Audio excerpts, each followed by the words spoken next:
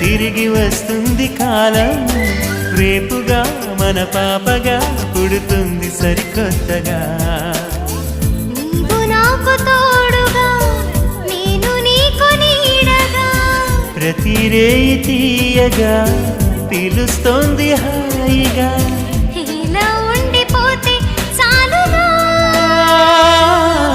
నువ్వంటే నాకిష్టమని అన్నది నా ప్రతి శ్వాస